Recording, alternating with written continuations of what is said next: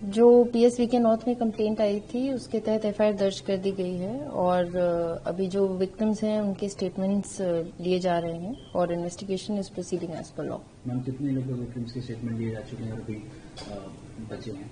देखिए नंबर देना उचित नहीं होगा क्योंकि इन्वेस्टिगेशन स्टिल ऑनगोइंग है, स्टेटमेंट्स अभी भी लिए जा रहे हैं but we are progressing in the investigation. एक सवाल ये है कि काफी लंबे टाइम से मतलब करीब अगस्त से ये केस रजिस्टर हुआ है, बाबा का क्या पता चल पाया आप लोगों को? लास्ट लोकेशन पता हो, पुलिस ने संपर्क किया हो, कुछ उसने वर्बली तौर पर बताया हो, रिटर्न तौर पर कुछ बोला हो पुलिस से?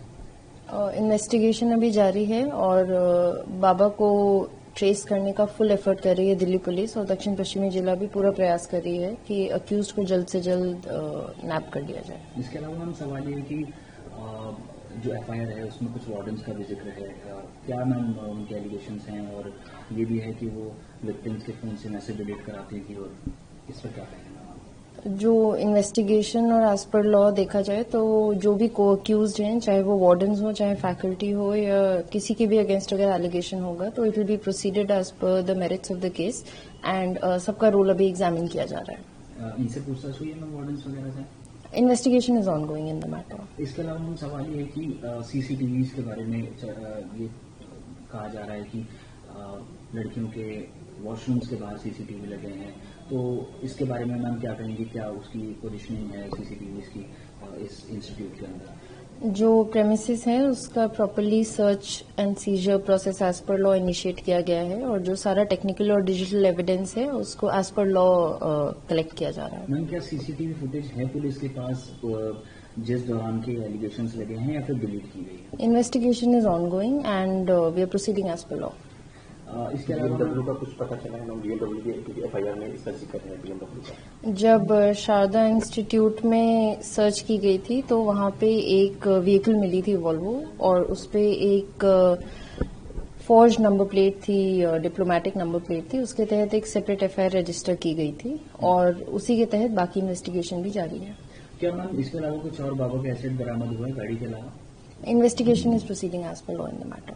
मैम एक सवाल ये है कि एलओसी भी खोला गया है, तो बाबा के खिलाफ किस तरह से आप लोग कर रहे हैं उसको डिटेल? देखिए पूरा प्रोसेस जारी है और फुल एफर्ट्स किए जा रहे हैं कि अक्यूज्ड को जल्द से जल्द नैप कर लिया जाए। मैम एक फ्रॉड केस का भी जिक्र चल रहा है जो पुराना है, तो मैम वो कब का केस है और उसके बारे में क्या कहेंगे? इन्वेस्टिगेशन इस केस में चल रही है तो जब ड्यू कोर्स ऑफ टाइम में आपको बता दिया जाएगा। ये कहा जा रहा है कि बाबा के साथ अपना माहौल बना के रखता था और बिल्कुल नई गाड़ी है, महज 500 किलोमीटर जो है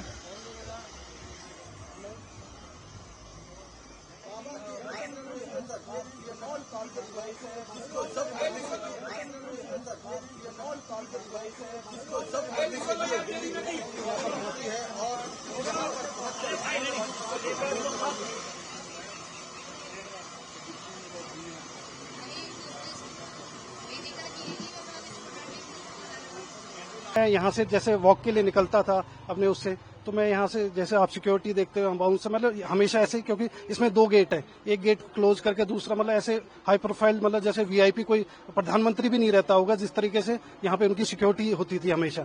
उनको जब बाहर जो कभी होता था तो उनको लोगों को हटा दिया जाता था कि स्वामी जी निकल रहे हैं, तो वो अंदर ही रहते थे, तो कभी मुलाकात तो मेरी उनसे हो नहीं पाई। पर बीच में जब मैं एक बार उनके इंटरेक्शन के लिए गया तो बेसमेंट में बुलाया था, तो बेसमेंट में इन्होंने देखा, मतलब कैबिन्स टाइप में बना रखे हैं, रूम्स के अंदर रूम उस टाइप के, तो उनका वो बना हुआ था।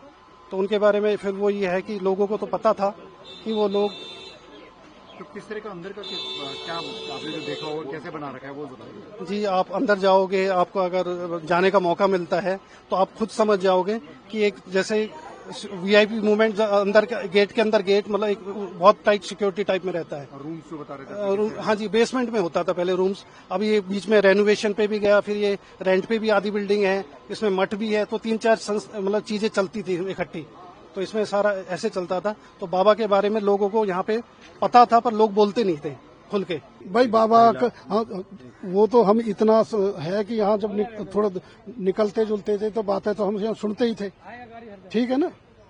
तो इसकी कोई जनरल सेक्रेटरी जो इसमें बना रखी थी वो बेचारी रहती थी C9 में, फ्लैट नंबर 9525 9525 में।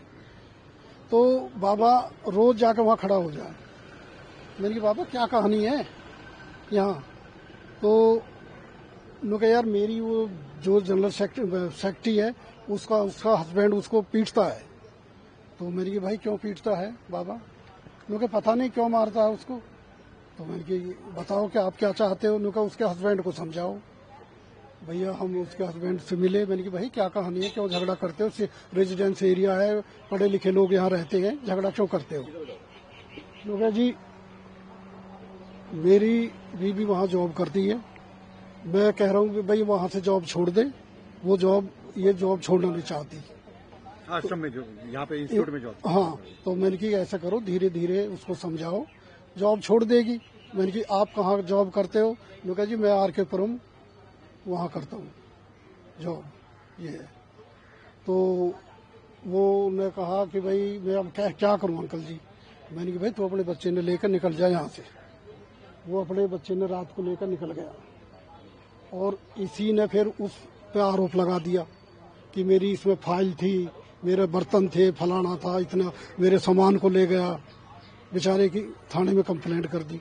उसने जैसे तैसे अपना फैसला कर लिया। उसके बाद में फिर हमारी कोई मतलब ही नहीं।